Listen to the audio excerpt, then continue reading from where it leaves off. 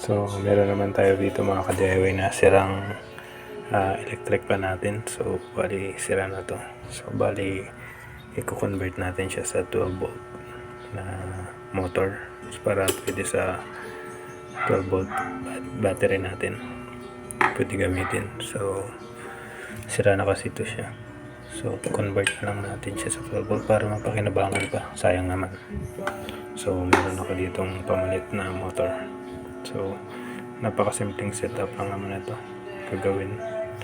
Bali, ang kailangan nyo lang dito is itong screw ang palitan kasi maikli itong screw na to kasi medyo mahaba itong motor natin. So, nagbili ako ng sa bolts and nuts.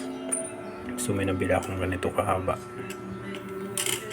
Ito, pamalit dito sa screw na to na maikli. So, dapat ganito kahaba yung bilhin nyo. So, napakasimple lang naman. And wiring nyo lang to. Tabuhan nyo lang to kasi maaaring dumikit doon sa may loob na to na part. So, bali baka mag short circuit. So, panoorin nyo na lang paano magkabit.